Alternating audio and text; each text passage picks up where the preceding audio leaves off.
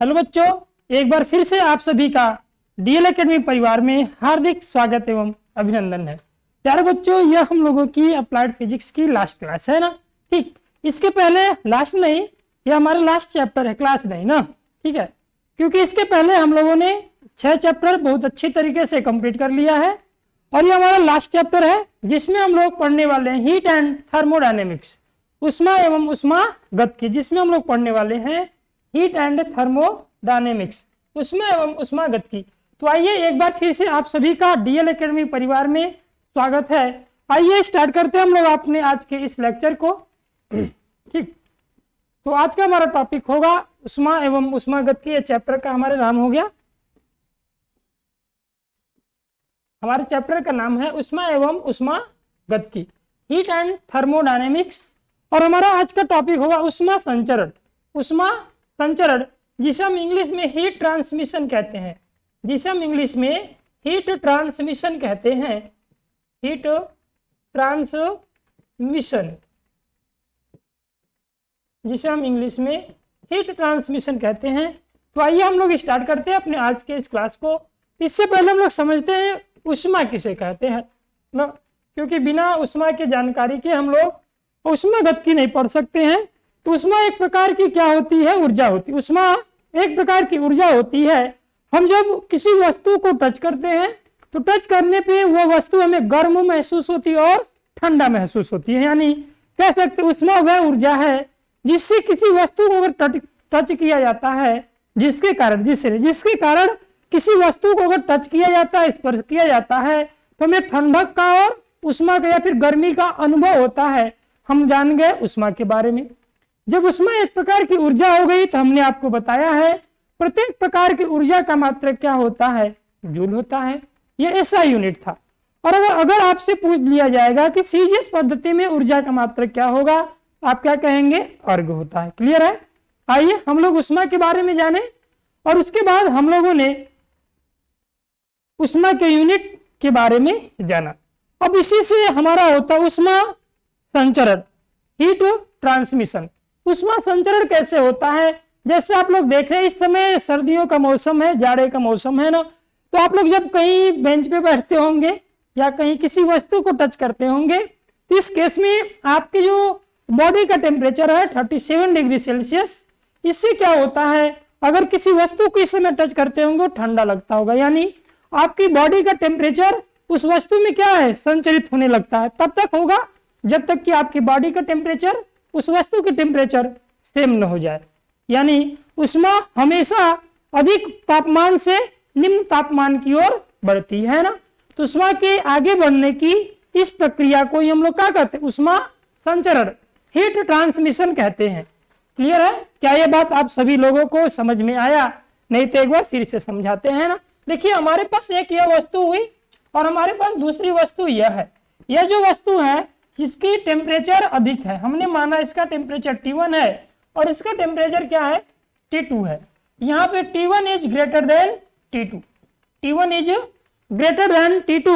तो जब यहाँ से आपका होगा क्या बाबू, जब आपका यह टेम्परेचर इधर जाएगा तो तब तक उष्मा का संचरण होगा जब तक कि दोनों की टेम्परेचर क्या हो जाती है? सेम। तो उष्मा स्थानांतरण की इस विधि को हम लोग या इस मेथड को या इस प्रक्रिया को क्या कहते हैं? हीट ट्रांसमिशन कहते हैं। आई बात समझ में? एक बार फिर से इसका डिफिनीशन फाइनली, उष्मा सदैव उच्च ताप के वस्तु से निम्न ताप के वस्तु की ओर बढ़ती है। यह प्रक्रिया तब तक होती है जब तक कि पूरे निकाय का या दोनों वस्तु का टेम्परेचर सेम नहीं हो जाता है। तो उष्मा संचरण की इस प्रक्रिया को हम लोग उष्मा संचरण या हीट ट्रांसमिशन कहते हैं। क्लियर? उष्मा स्थानांतरण भी इसी को कहते हैं। अब इसकी विधियां होती है। आइए अगले पेज पे हम लोग समझते हैं उष्मा संचरण की विधियां। क्लियर? अगर यहाँ पे अगर आपको डिफिनीशन इसका चाहिए तो हम डिफिनीशन भी इसका लिख देते हैं ना, क्योंकि बिना डिफिनीशन का काम नहीं चलने वाला है। तो लिखिएगा, उष्मा सदैव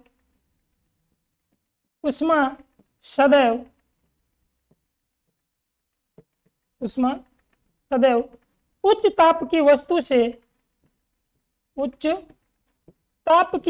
से ताप की वस्तु से निम्न ताप की वस्तु निम्न ताप की वस्तु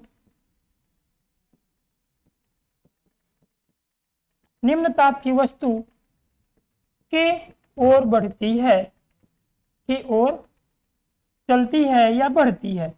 तो ऊष्मा की इस प्रक्रिया को ऊष्मा संचरण की चलती है, तो ऊष्मा स्थानांतरण की इस प्रक्रिया को ऊष्मा स्थानांतरण की इस प्रक्रिया को स्थानांतरण की इस प्रक्रिया को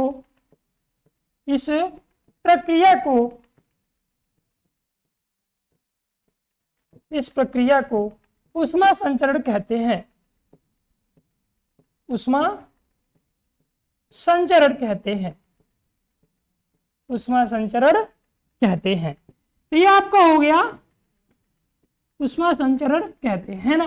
ठीक, तो हमने देखा हीट ट्रांसमिशन का डिफिनीशन क्या होता है, हमने इसके डिफिनीशन को बहुत अच्छी तरीके से यहाँ पे समझा। और ये हीट ट्रांसमिशन तब तक होता है जब तक कि दोनों वस्तुओं के टेम्परेचर सेम नहीं हो जाते हैं, यानी जब तक कि दोनों वस्तु तापी साम्य में नहीं आ जाते हैं ना। आइए अब हम लोग ऊष्मा संचरण की विधियों की देखते हैं। तो मेथड ऑफ हीट ट्रांसमिशन, ऊष्मा संचरण की विधियां, ठीक है ना। हम लोग हीट ट्रांसमिशन ऊष्मा संचरण की विधियों को देखते हैं। तो ऊष्मा संचरण की कुल कितनी विधियां हैं, तो इसकी मुख्यतः 3 विधियां हैं ना। कौन कौन सी, तो देखते हैं यहाँ पे। ऊष्मा संचरण की मुख्यतः 3 विधियां हैं, ऊष्मा संचरण की मुख्यतः 3 विधियां हैं। कौन कौन सी है, तो सबसे फर्स्ट हमारी विधि हो जाती है, सबसे फर्स्ट हो जाएगी चालन, कंडक्शन।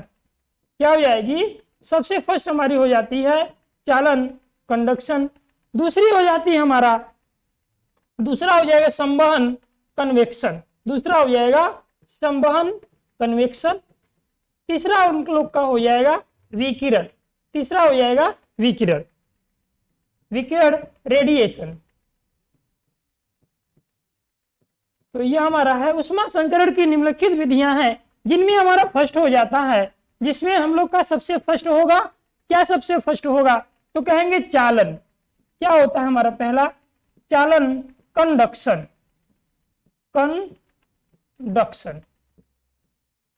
आते हैं दूसरे विधि पे। तो बाबू दूसरा विधि क्या हम लोग का है, संवहन। तो हम लोग का दूसरा विधि है संवहन। संवहन क्या होता है, इसके बारे में हम लोग आगे ही पढ़ेंगे, जिसे इंग्लिश में हम लोग कन्वेक्शन कहते हैं। क्या कहते हैं, कन्वेक्शन कहते हैं। हमारा थर्ड मेथड हो जाता है, हमारा थर्ड मेथड हो जाएगा विकिरण। क्या हो जाएगा, विकिरण, रेडिएशन, जिसे हम लोग इंग्लिश में रेडिएशन कहते हैं, जिसे हम इंग्लिश में रेडिएशन कहते हैं। तो इस तरह से हमने देखा ऊष्मा संचरण की कुल कितनी विधियां हैं। इसकी मुख्यतः 3 विधियां हैं, फर्स्ट चालन, सेकेंड संवहन, थर्ड हम लोग का विकिरण, कंडक्शन, कन्वेक्शन और रेडिएशन। आइए अब हम लोग स्टार्ट करते हैं, एक एक को धीरे धीरे पढ़ते हैं ना। तो आपका आज का पहला हेडिंग हो जाएगा चालन। हम लोग चालन क्या होता है इसके बारे में समझते हैं। हेडिंग आपकी है चालन, कंडक्शन। चालन, कंडक्शन क्या होता है, तो चालन देखिए सदैव, चालन हमेशा किसमें होता है, तो चालन हमेशा ठोसों में होता है, धातुओं में होता है ना, ठीक है। और चालन में जो ठोस के या धातु के अणु होते हैं वो कौन सी गति करते हैं, तो वो वाइब्रेट मोशन, कंपन गति करते हैं, दोलन गति करते हैं। और चालन में देखिए होता है क्या, इन सब चीजों को समझाएंगे, लेकिन इससे पहले बात कर लेते हैं ना।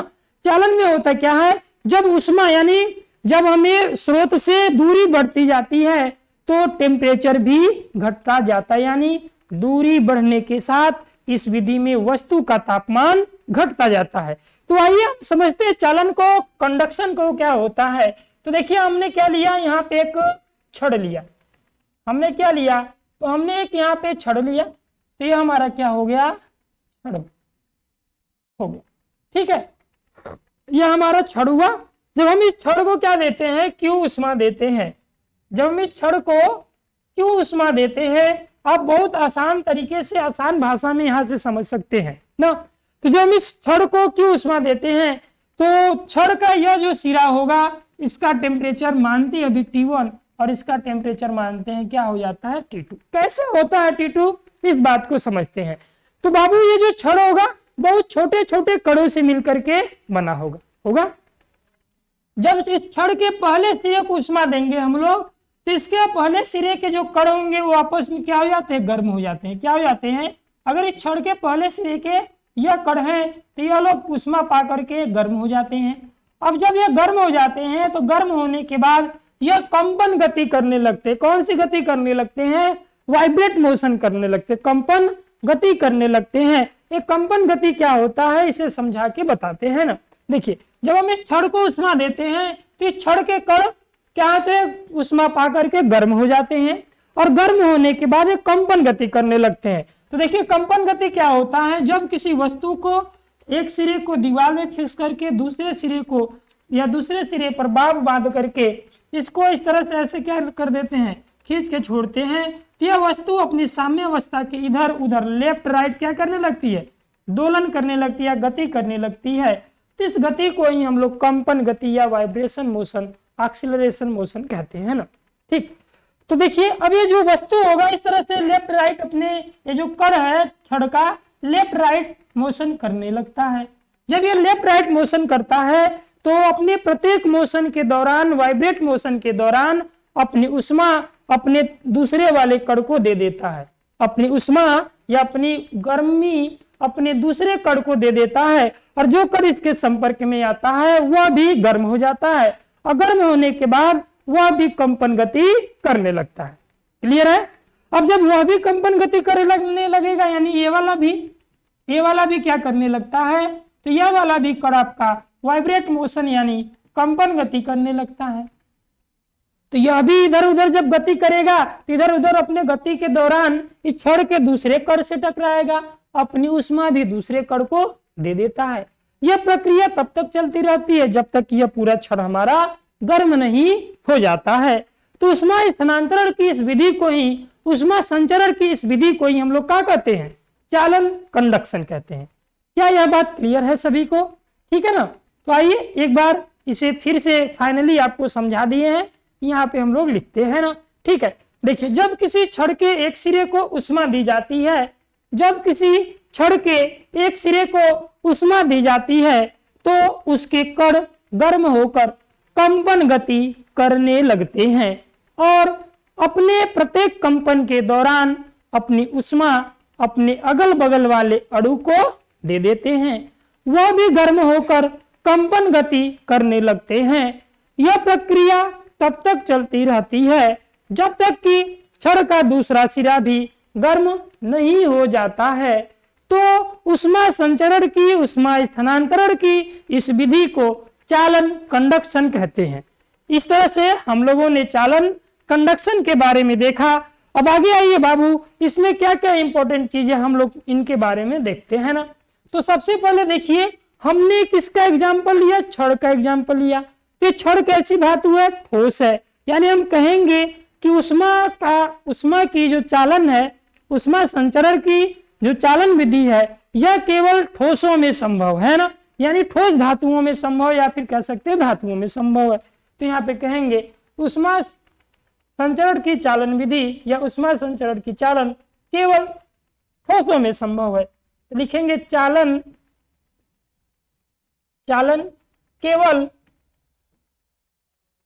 केवल ठोसों में संभव है।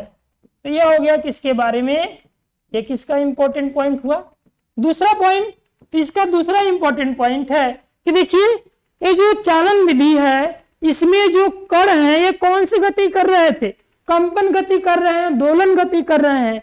ठीक है, तो कहेंगे इसमें जो ठोस के कण या धातु के कण या छड़ के कण होते हैं ये कौन सी गति करते हैं, कंपन गति करते हैं, न कि रेखीय गति करते हैं। क्लियर।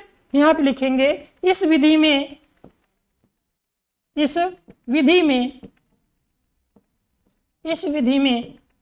ठोस के कण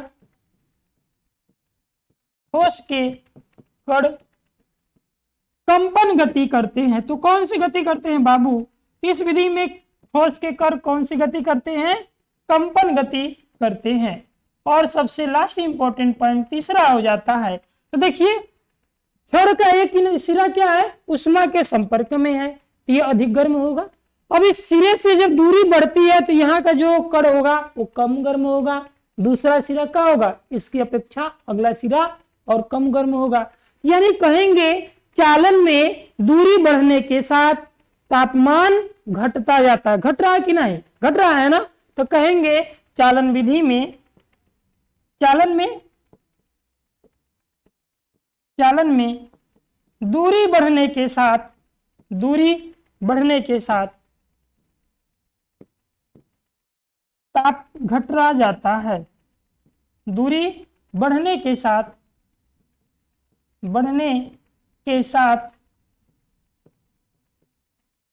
तापमान घटता जाता है। टेम्परेचर तापमान घटता जाता है। ठीक है, इस तरह से हमने देखा उष्मा संचरण की चालन विधि को देखा और समझा। आप लोग भी इस तरह से फिगर बना लेंगे और हमने जो चीजें डिफिनीशन के रूप में समझाया है, बोला है, आप उसे डाउनलोड कर लेंगे। डाउनलोड नहीं, नोट डाउन कर लेंगे ना। ठीक है, डाउनलोड तो इस लेक्चर को कर लीजिएगा, बहुत ही इंपॉर्टेंट है आपके एग्जाम में ना। इस लेक्चर से हम आपको यहाँ पे बता दे रहे हैं कम से कम 7 मार्क्स आएंगे। यह जो आज का लेक्चर है इससे कम से कम आपके एग्जाम में 7 मार्क्स आएंगे, कम से कम। मैक्सिमम पूरे इसी से आते ही है ना। ठीक, चलिए अगला हमारा विधि है क्या? संवहन है। संवहन कन्वेक्शन है। नेक्स्ट हमारा विधि स्टार्ट होता है संवहन कन्वेक्शन। तो कन्वेक्शन संवहन क्या होता है हम पहले समझते हैं। आप घर पे क्या करते हैं? पानी गर्म करते हैं। आज जैसे कौन सा मौसम है? जाड़े का मौसम है। तो आप घर पे आज इस समय बहुत तेज ठंड पड़ रही है, जबरदस्त शानदार ठंड एकदम पड़ रही है ना। तो आप देखते होंगे इस ठंडी में आप नहाते नहीं होंगे अच्छा से। अगर नहाते होंगे तो इसके लिए गर्म पानी का यूज करते होंगे ना। जब आप गर्म पानी का यूज करते हैं तो उसके लिए आता है बहुत भाई इलेक्ट्रिक डिवाइस आते हैं, जैसे हम जिसे गीजर कहते हैं ना। अब जब उस गीजर को पानी में डालते हैं, फिर स्विच ऑन कर देते हैं, इलेक्ट्रिसिटी ऑन इसमें जब प्रोवाइड होने लगती है तो गीजर क्या करता है? पानी को गर्म करता है। जब पानी पहले जो गीजर हीट होगा तो पानी के जो कण पहले उष्मा के संपर्क में आते हैं वो हल्के हो जाते हैं और हल्के होकर के ऊपर उठने लगते हैं। कहाँ उठने लगते हैं? ऊपर उठने लगते हैं। जब वो ऊपर उठने लगते हैं हल्के होकर के तो वह मुक्त पृष्ठ पे चले जाते हैं और उनका जगह लेने के लिए दूसरे कण आ जाते हैं। वो गर्म हो जाएंगे, वो भी हल्के हो जाएंगे, ऊपर चले जाएंगे, फिर उनका जगह लेने के लिए दूसरे कण आ जाएंगे। यह प्रक्रिया तब तक चलती है जब तक कि पूरे निकाय का तापमान समान नहीं हो जाता है। तो हम लोग उष्मा संचरण की इस विधि को ही क्या कहते हैं? संवहन कहते हैं, कन्वेक्शन कहते हैं। जैसे मम्मी खाना बनाती हैं, जब सब्जी में पानी डालती हैं फिर उसको ढक देती हैं कढ़ाई को, तो गर्म हो जाता है पानी, तो धीरे धीरे जाके जो ढक्कन होता है आपके कढ़ाई का उस पे भाप के रूप में, वाष्प के रूप में जम जाता है ना। तो ये सब संवहन से ही होता है ना। तो यहाँ से देखेंगे हम लोग, यहाँ से निष्कर्ष स्वरूप में कह सकते हैं कि उष्मा संचरण की जो संवहन विधि है यह केवल किसमें संभव है? यह केवल द्रव में संभव है। किसमें? यह विधि केवल द्रव में, लिक्विड में संभव है ना। ठीक है, अब इसमें जो कण होते थे कौन सी गति कर रहे हैं? इसमें कण हमारे रेखीय गति कर रहे हैं। कौन सी गति? रेखीय गति कर रहे हैं। ठीक है, अब इसमें देखिए इसमें होता क्या है? अब इसमें टेम्परेचर तब तक यह रेखीय गति करेंगे जब तक कि पूरे निकाय का टेम्परेचर सेम नहीं हो जाता है। आइए हम इसे एक फिगर के माध्यम से समझाते हैं। यह हो गया हमारी मम्मी का कड़ाही। ठीक है, कड़ाहा नहीं है, कड़ाही है। इसमें क्या हमने भर दिया है? द्रव। ठीक, इसमें हमने कोई द्रव भर दिया या फिर पानी ही ले लेते हैं। ठीक, पानी। और इसको क्या दे देते हैं हम लोग? उष्मा दे देते हैं। इसको हमने क्या दिया? उष्मा। अब देखिए द्रव के ये जो कण हैं ये उष्मा के संपर्क में पहले आएंगे तो ये गर्म हो जाएंगे, उष्मा पाकर के गर्म हो जाएंगे तो हल्के हो जाएंगे और हल्के होकर के ऊपर उठने लगेंगे, यानी मुक्त पृष्ठ पर जाने लगेंगे। ऊपर उठ करके मुक्त पृष्ठ पर चले जाएंगे। जब ये अपना स्थान छोड़ के ऊपर चले जाएंगे ये कण आ जाएंगे, यह भी गर्म होकर के यह भी कहाँ चले जाएंगे, ऊपर चले जाएंगे। और यह प्रक्रिया तब तक चलेगी जब तक इस पूरे कड़ाही का द्रव्यमान क्या नहीं हो जाता है, एक समान नहीं हो जाता है। तो उष्मा संचरण की इस विधि को हम लोग क्या कहते हैं, द्रव्यमान नहीं, टेम्परेचर, ठीक है ना, तापमान एक समान नहीं हो जाता है तो उष्मा संचरण की इस विधि को हम लोग क्या कहते हैं, संवहन कहते हैं ना, ठीक है। इस तरह से फिगर के माध्यम से समझाया हमने। अब आइए इसका डिफिनीशन हम आपको बताते हैं। देखिए, जब हम क्या करते हैं, जब किसी बर्तन में भरे द्रव को उष्मा दी जाती है तो द्रव के जो कण पहले उष्मा के संपर्क में आते हैं वह गर्म होकर हल्के हो जाते हैं और मुक्त पृष्ठ पर चले जाते हैं। उनका स्थान लेने के लिए दूसरे द्रव के कण आते हैं, वह भी गर्म होकर हल्के हो जाते हैं और ऊपर चले जाते हैं। यह प्रक्रिया तब तक चलती है जब तक कि पूरे निकाय का तापमान एक समान नहीं हो जाता है। तो उष्मा संचरण की इस विधि को संवहन कहते हैं, कन्वेक्शन कहते हैं ना। अब इसमें आइए कुछ इंपॉर्टेंट पॉइंट देखते हैं। तो इसमें हमारा सबसे पहला इंपॉर्टेंट पॉइंट क्या हो जाएगा, हम इसे पहले देखते हैं ना। तो देखिए, जो संवहन है केवल किसमें संभव है, द्रव में संभव है ना। तो लिखेंगे संवहन, संवहन कन्वेक्शन द्रव में संभव है, द्रव में संभव है, संभव, ठीक। आइए अब इसके बाद इसमें देखिए जो द्रव के कण हैं, द्रव के कण कौन सी गति कर रहे हैं, तो ये रेखा देख रहे हैं ना। तो कौन सी गति कर रहे हैं, रेखीय गति कर रहे हैं ना। इस विधि में द्रव के कण कौन सी गति करते हैं, इस विधि में द्रव के कण, इस विधि में द्रव के कण, द्रव के कण रेखीय गति करते हैं। कौन सी गति करते हैं बाबू, तो द्रव के कण रेखीय गति करते हैं, रेखीय गति करते। लीजिए, इस तरह से हमने इसमें भी जो इंपॉर्टेंट पॉइंट था हम लोगों ने उसको भी देखा, समझा, ठीक है, और उसको नोट डाउन हम लोगों ने किया। अब आगे आते अगले पॉइंट पे। अगला हमारा है विकिरण रेडिएशन मेथड, विकिरण रेडिएशन, ठीक है। ये विकिरण या रेडिएशन क्या होता है, तो आप लोग देखे होंगे आज के समय में जब वो क्या है कि सूर्य से जो किरणें आती हैं, जब यह पृथ्वी में पड़ती हैं तो पृथ्वी मैया, हमारी धरती मैया गर्म हो जाती है ना। ठीक, इसके बाद जब ये उष्मा के एब्जॉर्ब कर लेती हैं, फिर वहां से वो गर्म होती हैं, तो जब ठंडा होती है तो उष्मा का उत्सर्जन करती हैं।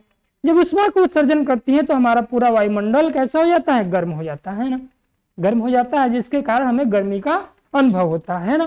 ठीक, जब यह अगर सूर्य हुआ, सपोज दैट यह अगर सूर्य हुआ और यह हमारी पृथ्वी मैया हो गई ना, ठीक है। तो जब सूर्य से प्रकाश की किरणें चलती हैं, यह डायरेक्ट कहाँ पड़ती है, जब सूर्य से प्रकाश की किरणें चलती हैं, जब यह पृथ्वी पे पड़ती हैं, तो इस केस में होता क्या है कि अपने यह किरणें अपने मार्ग में पड़ने वाले, ठीक है ना, माध्यम को गर्म नहीं करती हैं, अपने मार्ग में पड़ने वाले माध्यम को गर्म नहीं करती हैं। यह किरणें जब डायरेक्ट किस पे पड़ती हैं, पृथ्वी पे पड़ती हैं, तो पृथ्वी को ही क्या करती हैं, यह किरणें गर्म करती है ना। तो उष्मा संचरण की इस विधि को हम लोग क्या कहते हैं, विकिरण कहते हैं ना।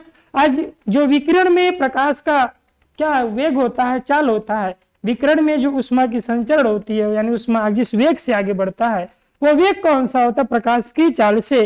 तो प्रकाश की चाल कितनी होती है, तो प्रकाश की चाल को हम लोग सी से शो करते हैं, तो 3.0 into 10 to the power 8 metre पर सेकेंड होता है ना। ठीक, और आज आप लोग देख रहे हैं आज इस विकिरण के कारण बहुत सारी क्या है हानियां होती है, जैसे स्किन कैंसर, त्वचा कैंसर, ये बहुत इसका क्या है प्रभाव पड़ता है। आप देखेंगे दिन प्रतिदिन टेम्परेचर क्या बढ़ता जा रहा है, हर साल आप देखेंगे तो टेम्परेचर अपने एक रिकॉर्ड तोड़ रहा है ना। इसका रीजन है आपका जानते होंगे ओजोन परत, इसकी मोटाई का कम होना ना, ये सब बहुत सारे रीजन है। दिन प्रतिदिन क्या है, और विकिरण सूर्य से डायरेक्ट जो अल्ट्रावायलेट किरणें निकलती हैं, ये जब पृथ्वी पे आती हैं तो क्या करती हैं, स्किन कैंसर उत्पन्न करती हैं, और डायरेक्ट सबसे बड़ा इसी का क्या है वो रीजन है ना। आइए अब हम लोग समझते हैं इसके आगे के टॉपिक को। तो हम लोगों ने रेडिएशन को देखा, तो रेडिएशन में इंपॉर्टेंट पॉइंट क्या होता है, जब स्रोत से उष्मा निकलता है तो यह अपने मार्ग में पड़ने वाले माध्यम को गर्म नहीं करता है, डायरेक्ट यह जिस वस्तु पे पड़ता है उस वस्तु को ही गर्म करता है।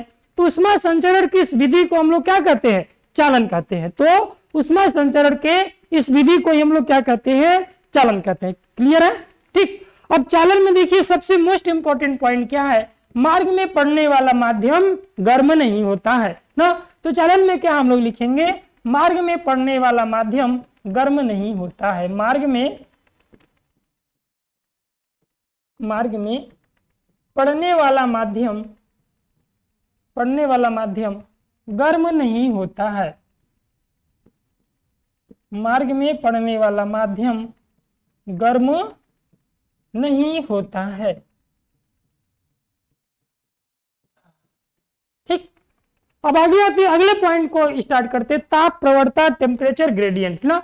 अगला पॉइंट हम लोग का क्या है, ताप प्रवणता टेम्परेचर ग्रेडियंट। यह भी इंपॉर्टेंट पॉइंट है और इसमें भी क्या क्या चीजें पूछी जाती है, हम इन सब चीजों को देखेंगे ना, ठीक। तो देखिए हमारे पास सपोज दैट यह कोई छड़ हो गई, हमारे पास यह कोई छड़ हो गई।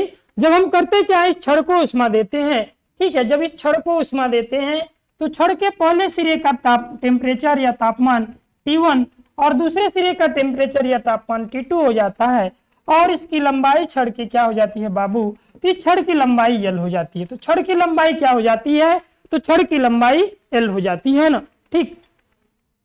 तो छड़ की लंबाई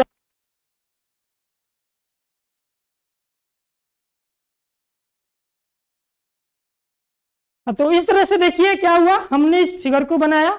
जब इस छड़ को उष्मा देते हैं तो यह उष्मा, ठीक, किन किन बातों पे निर्भर करती है, तो हम लोग ताप प्रवणता को देखते हैं ना, ठीक। तो देखिए इसका टेम्परेचर T1 और इसका टेम्परेचर क्या हो जाता है T2। तो टेम्परेचर डिफरेंस, ताप में अंतर या तापांतर कितना हो जाएगा, तो आप कहेंगे डेल T इक्वल टू होता है T1 माइनस T2। आप कहीं देखे होंगे हमेशा अगर V1 V2 होता है तो V2 माइनस V1 होता है। आप कहेंगे कुछ और होता है F1 M2 तो F2 माइनस F1। यहाँ पे ऐसा इसलिए हुआ है क्योंकि देखिए जब ये पहला सिरा उष्मा पाएगा तो यह अधिक गर्म होगा, मतलब इसका टेम्परेचर अधिक होगा। जब ये दूसरा सिरा उष्मा पाएगा तो ये दूरी बढ़ने के साथ, हमने आपको आगे ही बताया कि दूरी बढ़ने के साथ टेम्परेचर क्या है, घटता जाता है। तो इसका टेम्परेचर इसकी अपेक्षा क्या होगा, कम होगा। इसलिए टेम्परेचर डिफरेंस, तापांतर del T equal to T1 minus T2 होगा। क्या यह बात आप सभी का क्लियर है, ठीक है ना। तो हम लोग आगे बढ़ते हैं। तो देखिए हो गया, ठीक। अब इसकी लंबाई क्या है, L है, लंबाई क्या हो गई, L हो गई। तो हम लोग कह सकते हैं ताप प्रवणता क्या हो जाएगा। तो देखिए इसकी अगर लंबाई को हम लोग क्या कर देते हैं, यूनिट कर देते हैं ना।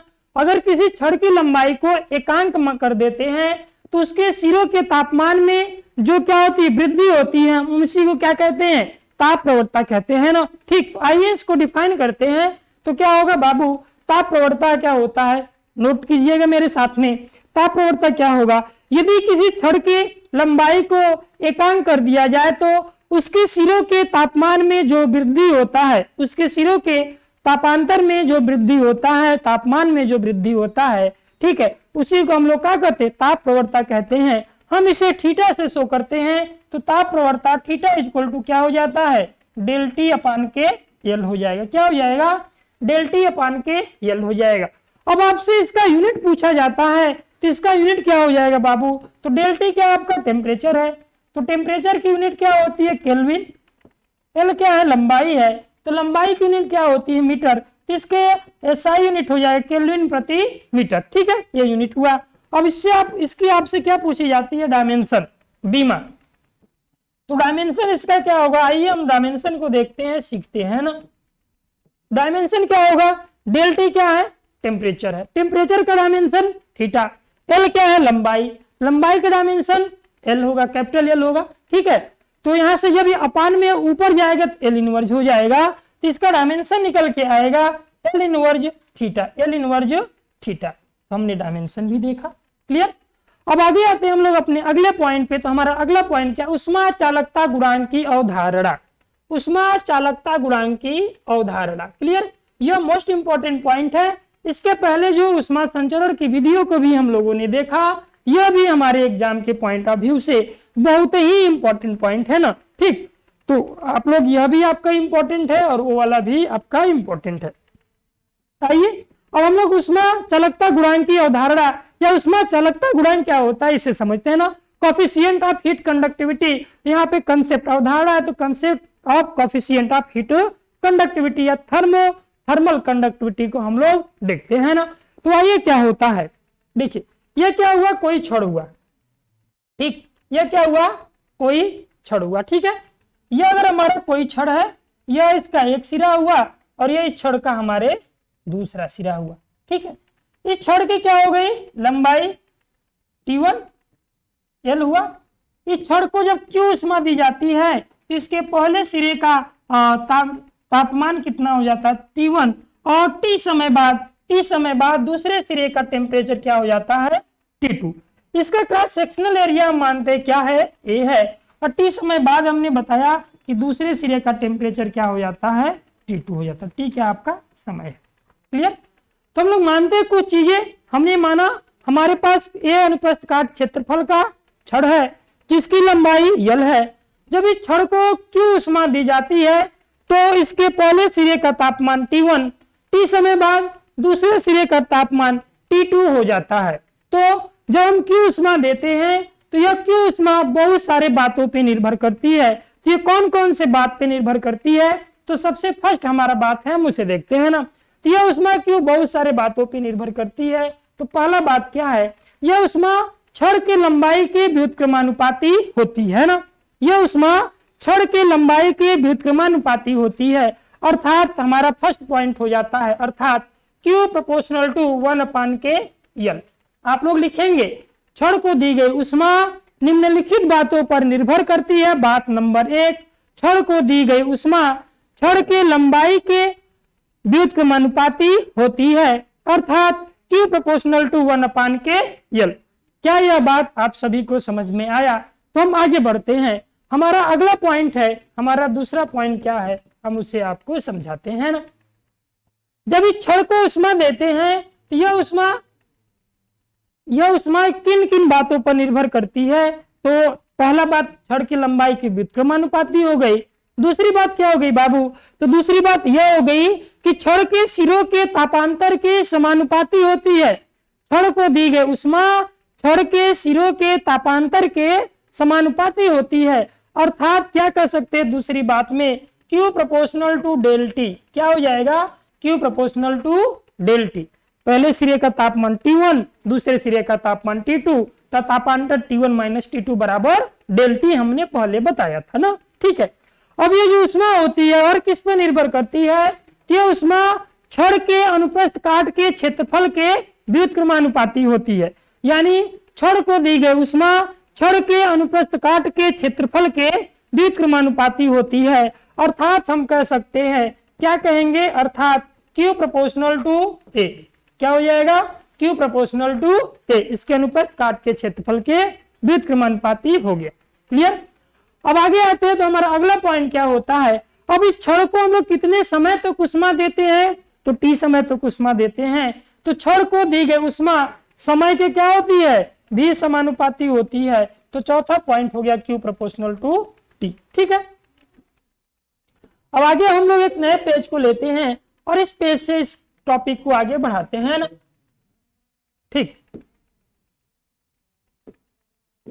इस नए पेज से आगे बढ़ाते, देखिए यहाँ पे क्या है, सभी उष्मा ही है किसके, अन्य भौतिक राशियों पे निर्भर करते ही है। तो हम यहाँ पे उष्मा प्रोपोर्शनल टू सभी राशियों का आपस में गुणा करके लिख सकते हैं, क्योंकि सभी क्या है, उष्मा ही है। तो क्या हो जाएगा आपका बाबू, Q प्रोपोर्शनल टू, तो आपका हो क्या जाएगा, आपका यहां से हो जाएगा Q proportional to A del T by L into small t। अब हम जो ही प्रोपोर्शनल का साइन हटाते हैं एक नियतांक आता है, हम जो ही प्रोपोर्शनल का साइन हटाते हैं एक नियतांक आता है जिसे हम उष्मा चालकता गुणांक कहते हैं। तो आइए इस प्रोपोर्शनल के साइन को हटाते हैं तो क्या हो जाएगा, Q equal to K A del T by L into small t। तो आपके इसका फार्मूला ये हो जाता है, ठीक है, जहां K एक नियतांक है, K बराबर उष्मा चालकता गुणांक, K एक नियतांक है जिसे उष्मा चालकता गुणांक कहते हैं। उष्मा चालकता गुणांक, जिसे उष्मा चालकता गुणांक कहते हैं ना, कोफिशिएंट ऑफ हीट कंडक्टिविटी कहते हैं। K एक नियतांक है, जहां K एक नियतांक है जिसे उष्मा चालकता गुणांक कहते हैं।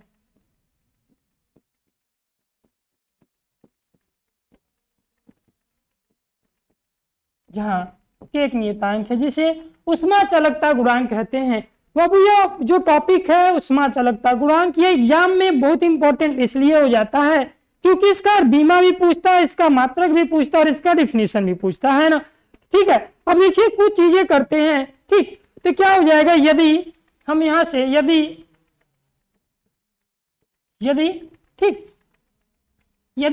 A बराबर A equal to 1 metre square, यानी जो छड़ है उसका cross sectional area 1 metre square हो, L बराबर 1 मीटर यानी छड़ की लंबाई 1 मीटर हो, और T बराबर 1 सेकेंड, और क्या हो जाए आपका, और डेल T इक्वल टू क्या हो जाए 1 डिग्री सेल्सियस, क्या हो जाए 1 डिग्री सेल्सियस। तो यहां से क्या आपका हो जाएगा, तो आपका हो जाएगा Q इक्वल टू K। तो क्या हो जाएगा आपका Q इक्वल टू K, तो Q इक्वल टू K। अब इसका डिफिनीशन क्या होगा, तो हम लोग कहेंगे यदि छड़ के अनुप्रस्थ काट का क्षेत्रफल 1 मीटर स्क्वायर हो, छड़ की लंबाई एकांक हो तथा छड़ को 1 सेकेंड में दी गई उष्मा के कारण उसके सिरों का तापांतर 1 डिग्री सेल्सियस हो, तो छड़ को दी गई उष्मा चालकता गुणांक के बराबर होती है। आइए फिर से इसे डिफाइन करते हैं। तो इसका फिर से डिफिनीशन क्या हो जाएगा, यदि छड़ के अनुप्रस्थ काट का क्षेत्रफल 1 मीटर स्क्वायर हो, छड़ की लंबाई एकांक मीटर हो तथा छड़ के सिरों का तापांतर 1 डिग्री सेल्सियस हो, तो 1 सेकेंड के लिए छड़ को दी गई उष्मा छड़ के उष्मा चालकता गुणांक के बराबर होता है। अब आपसे एग्जाम में उष्मा चालकता गुणांक का डिफिनीशन पूछ लिया है, हमने बता दिया कैसे कैसे आता है, अभी हमने बताया। मात्रक और बीमा पूछा जाता है, तो आइए यहां से मात्रक को देखते हैं।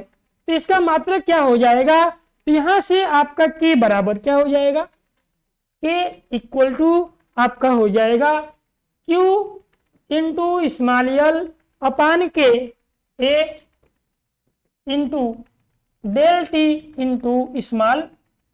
ठीक है, जहां Q क्या है, पहले मात्रक ज्ञात करते हैं, यूनिट।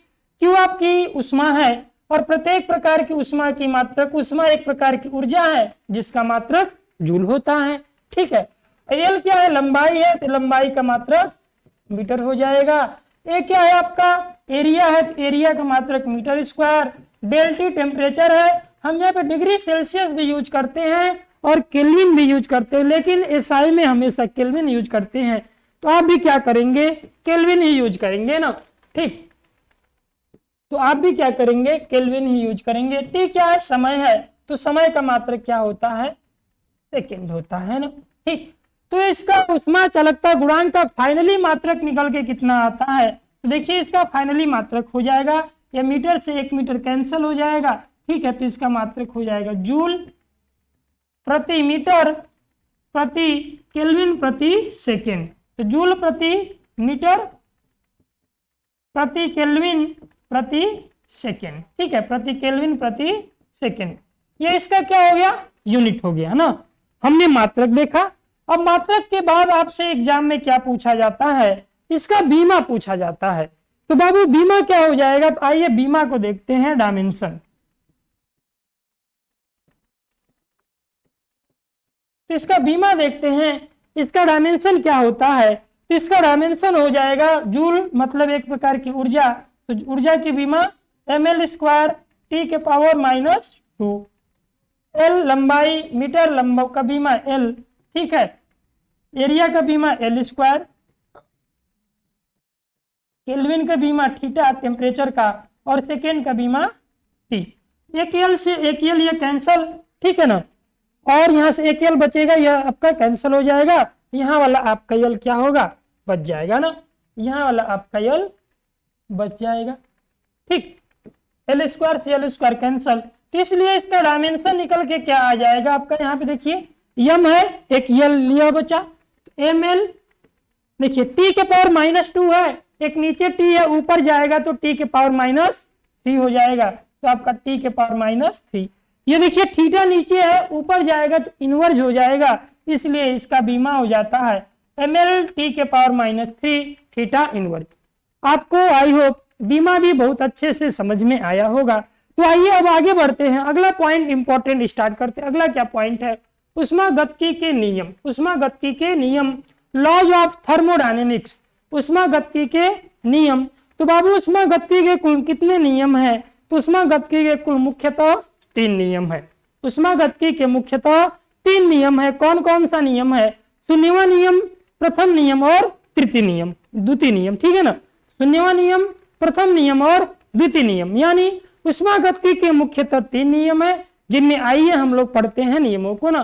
तो इसके 3 नियम है या निम्नलिखित नियम है ना, कहेंगे इसके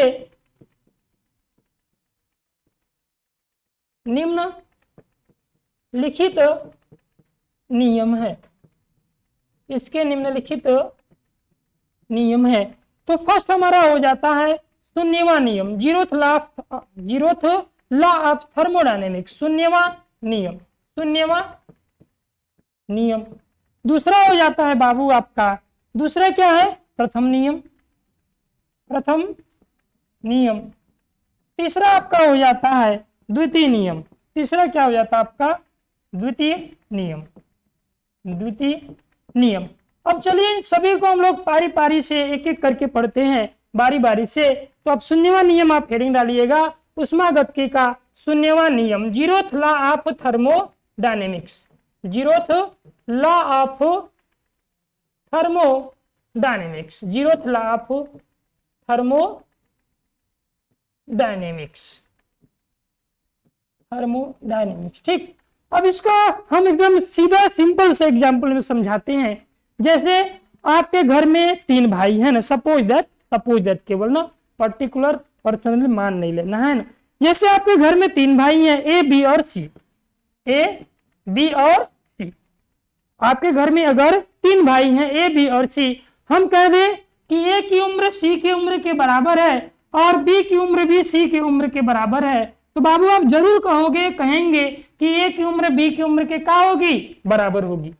तो ऊष्मागतिकी का शून्यवा नियम क्या कहता है, जीरोथ लॉ ऑफ थर्मोडायनेमिक्स क्या कहता है, यदि 3 विलगित निकाय, विलगित मतलब होता है अलग अलग, विलगित मतलब क्या होता है, अलग अलग ना। यदि 3 हम लोग क्या ले लेते हैं, डिफरेंट सिस्टम लेते हैं। जैसे देखिए हमने बनाया यहाँ पे ना, ठीक, ये ए हुआ, ये हमारा बी हुआ और ये हमारा सी हुआ ना। और यदि 3 विलगित निकाय क्या हो, अलग अलग 3 विलगित निकाय हो गए, तो यदि ये दोनों विलगित निकाय किसी तीसरे निकाय से आपस में तापी साम्य में है, तापी साम्य मतलब होता है दोनों आपस में, दोनों का टेम्परेचर सेम है, इक्वल है ना। ठीक, तो आइए समझाते। यदि 2 विलगित निकाय, ठीक है, हमारे पास 3 विलगित निकाय हो गए, इनमें से यह जो दोनों विलगित निकाय हैं किसी तीसरे निकाय इससे क्या होते हैं, आपस में तापी साम्य में होते हैं, मतलब इसका टेम्परेचर इसके बराबर, इसका टेम्परेचर इसके बराबर, तो इसका टेम्परेचर भी इसके बराबर होगा। फिर से डिफाइन करते हैं, यदि 2 विलगित निकाय किसी तीसरे विलगित निकाय से आपस में तापी साम्य में है, तो वह दोनों भी आपस में तापी साम्य में होंगे, ठीक है ना। तो वह दोनों भी आपस में तापी साम्य में होंगे ना। फिर से आइए, यदि 2 विलगित निकाय किसी तीसरे निकाय से तापी साम्य में है, तो वह दोनों भी आपस में तापी साम्य में होंगे। क्लियर है ना। ठीक, तो चलिए देखते हैं। हमने माना हमारे पास एक क्या है, कोई निकाय है ए बी और सी करके, जो कि आपस में क्या है, तापी साम्य में है। ठीक, तो देखिए ए की टेम्परेचर सी के बराबर है, बी की टेम्परेचर भी सी के बराबर है, तो ए की टेम्परेचर भी क्या होगी, बी के बराबर। तो according to this law, temperature of A equal to temperature of C and temperature of B temperature of B equal to temperature of C, then क्या हो जाएगा, temperature of A equal to temperature of B. यही आपका क्या है, ऊष्मागतिकी का शून्यवां नियम है। इसका एक बार फिर से डिफाइन कर देते हैं। ऊष्मागतिकी के शून्यवां नियम के अनुसार कामा डबल इन्वर्टेड कामा में यदि को दो विलगित निकाय किसी तीसरे निकाय से तापी साम्य में है तो वह दोनों आपस में भी तापी साम्य में होंगे। यह आपका हो गया ऊष्मागतिकी का शून्यवां नियम। अब आइए दूसरा नियम देखते हैं। तो ऊष्मागतिकी का प्रथम नियम क्या है, first law of thermodynamics, English में इसे कहेंगे first law of thermodynamics, thermodynamics, first law of thermodynamics. ये ऊष्मागतिकी का प्रथम नियम क्या है, हम इसे समझते हैं ना। जैसे आप लोग क्या करते हैं, आपके पास बाइक होगी तो जब आप अपने बाइक में पेट्रोल या डीजल या जो कुछ भी चलती होगी उसको भराते होंगे। इस केस में अगर आपने 1 लीटर पेट्रोल डलवाया तो आपकी बाइक को 100 किलोमीटर चलना चाहिए, लेकिन ऐसा नहीं होता है। किसी की बाइक 35 तो किसी की 40 तो किसी की 60 तो किसी की 70 किलोमीटर चलती है। इसका सबसे बड़ा रीजन क्या होता है, जब एक इंजन स्टार्ट होता है तो स्टार्ट होने में उसे 4 स्ट्रोक क्या है काम करना पड़ता है ना, ठीक है। तो एक्चुअल में होता क्या है, अब जो 4 स्ट्रोक काम करेगा यानी उस निकाय के आंतरिक ऊर्जा में क्या करेगा, वृद्धि करेगा। आपको सीधा सीधा बताते हैं 4 स्ट्रोक क्या होता है। जब अपनी बाइक पर देखेंगे जहां पे टंकी होती है तो अब पहले लिखा होता तो अब लिखा है कि नहीं आप जानेंगे, ठीक है। तो वहां पे 4 स्ट्रोक लिखा होता है पेट्रोल इंजन ना, 4 स्ट्रोक कंबक्शन इंजन लिखा होता, आईसी इंजन, ठीक, इंटरनल कंबक्शन इंजन।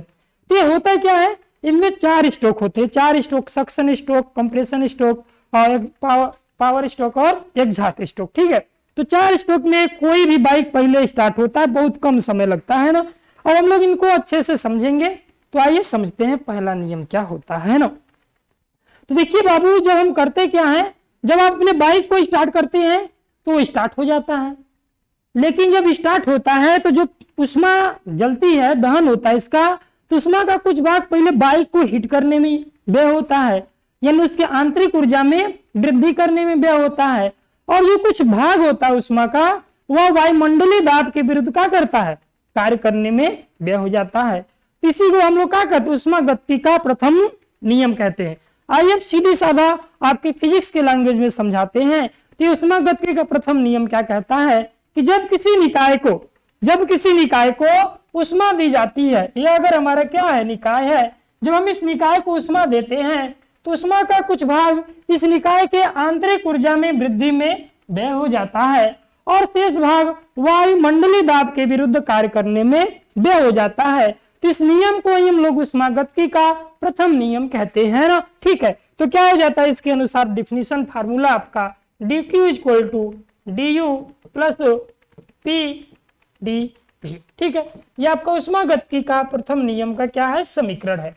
एक बार फिर से डिफाइन करा देते हैं। ऊष्मागतिकी के प्रथम नियम के अनुसार जब किसी निकाय को उष्मा दी जाती है तो उष्मा का कुछ भाग निकाय के आंतरिक ऊर्जा में वृद्धि में तथा शेष भाग वायुमंडलीय दाब के विरुद्ध कार्य करने में व्यय हो जाता है। क्लियर, यह हो गया ऊष्मागतिकी का प्रथम नियम। अब आगे आते हैं, ऊष्मागतिकी का द्वितीय नियम पढ़ते हैं ना। क्या हो जाएगा आपका अगला, और ये आज का लास्ट और इस चैप्टर का भी लास्ट टॉपिक है ना, ऊष्मागतिकी का द्वितीय नियम, गतिकी का द्वितीय नियम, ठीक। तो आपके साइंटिस्ट थे प्लैंक और केल्विन। कौन साइंटिस्ट थे, प्लैंक और केल्विन थे। इन्होंने बताया कि ऐसा कोई भी निकाय संभव नहीं है जो संपूर्ण ऊष्मा को कार्य में परिवर्तित कर सके।